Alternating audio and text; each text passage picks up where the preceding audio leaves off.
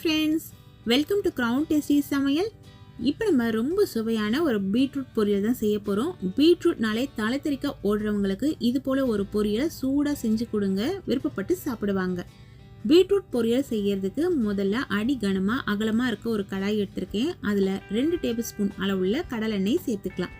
எண்ணெய் சூடேறின பிறகு தீயை குறைச்சி வச்சுடுங்க. 1/4 டேபிள் ஸ்பூன் அளவுள்ள கடுகு சீரகம் தாளிச்சுக்கலாம். கடுகு நல்லா பொரியட்டும். பொரிஞ்ச பிறகுதான் அடுத்த பொருள் நம்ம சேர்க்கணும். பூண்டு பற்கள் நல்லாவே தட்டி எடுத்து வச்சுக்கோங்க. உங்கள் விருப்பப்படி கூடுதலாக கூட நீங்கள் சேர்த்துக்கலாம். நான் இன்னைக்கு 6 பூண்டு பல்லு சேர்த்துருக்கேன்.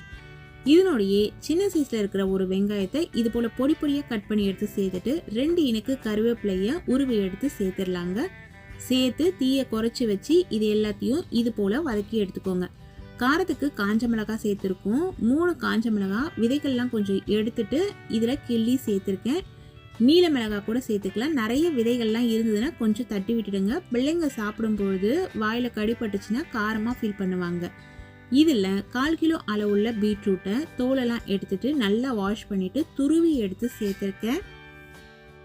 பீட்ரூட் பொரியலை இது போல் துருவி செய்யும் பொழுது அதனோட சுவை ரொம்பவே நல்லா இருக்குங்க. சாப்பிட்றதுக்கும் ரொம்ப சுவையாக இருக்கும். இப்போ தேவையான அளவு உப்பு சேர்த்துக்கலாம். 1/4 டேபிள் ஸ்பூன் அளவு சேர்த்துருக்கேன் தூள் உப்பு.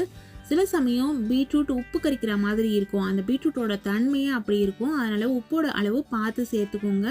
அதிகமாக சேர்த்துட்டிங்கன்னா பொரியலை வாயிலே வைக்க முடியாது. நல்லா உப்பு சேர்த்து கலந்து விட்டுட்டு லோ ஃப்ளேமில் வச்சுட்டு தட்டு போட்டு மூடிடுங்க. பீட்ரூட்டில் ஈரப்பசை அதிகமாக இருக்கிற மாதிரி இருந்ததுன்னா நம்ம துளி கூட தண்ணி தெளிக்க வேண்டிய அவசியமே இல்லை. சில சமயம் காய் ட்ரையாக இருக்கும். அப்படி இருக்கிற பட்சத்தில் மட்டும் கொஞ்சமாக தண்ணி தெளிச்சுக்கோங்க. தண்ணி தெளிக்கிறதுனா 1 டேபிள் ஸ்பூனோ இல்லை 2 டேபிள் ஸ்பூனோ அளவு தண்ணி நீங்கள் சேர்த்தாலே போதும். இதே போல் கலந்து விட்டுட்டு திரும்பவும் நீங்கள் தட்டு போட்டு மூடி கொஞ்ச நேரம் வச்சிங்கன்னா ஒரு 5 நிமிஷத்துல எல்லாமே பீட்ரூட் நல்லாவே வெந்துடும். ரொம்ப நேரம் வேக விட்டுடாதீங்க, கலர் மாறிடும். பீட்ரூட்டோட பச்சை மணம் 5லேருந்து 8 நிமிஷத்துக்குள்ளேயே போயிடுங்க. தண்ணியும் சுருங்கி இருக்கும். பார்க்கும்பொழுது உங்களுக்கு தெரியுது பாருங்க. இது போல் 3/4 பதம் வெந்த பிறகு இதில் தாராளமாக தேங்காய் துருவல் சேர்த்துக்கலாம். தேங்காய் துருவல் பொறுத்த வரைக்கும் இவ்வளவு தான் சேர்க்கணும் அப்படின்றது இல்லை. நீங்கள் உங்கள் விருப்பப்படி தாராளமாக சேர்த்துக்கோங்க. நான் இன்னைக்கு மீடியம் சைஸ் தேங்காயில் அந்த ஒரு மூடி இருக்கும் இல்லைங்களா, அதில் 4ல் 1 பங்கு தான் சேர்த்துருக்கேன். தேங்காய் துருவல் அதிகமாக இந்த பொரியலில் சேர்த்து செய்யும் பொழுது சாப்பிட்றதுக்கு சுவையாகவும் இருக்கும். வயிறு சம்மந்தப்பட்ட புண்கள்லாம் வராமல் தடுக்கிறதுக்கும் இது யூஸ்ஃபுல்லாக இருக்குங்க. அதனால் பொரியல் வகைகள் செய்யும் பொழுது தேங்காய் துருவல் நீங்கள் தாராளமாக சேர்த்துக்க பழகுங்க. இப்போ நல்லாவே கலந்து விட்டாச்சு. தேங்காய் துருவல் சேர்த்து ஒரு 3 நிமிஷம் ஆயிடுச்சு.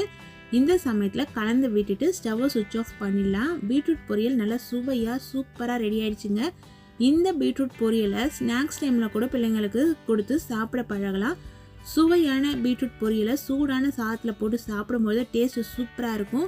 குழம்பு வகைகள், சாம்பார், ரசம்னு இப்படி எதுக்கு வேணாலுமே தொட்டுட்டு சாப்பிட்லாங்க. நீங்களும் இந்த பீட்ரூட் பொரியலை உங்கள் வீட்டில் செஞ்சு சாப்பிட்டு என்ஜாய் பண்ணுங்கள். Thank you friends.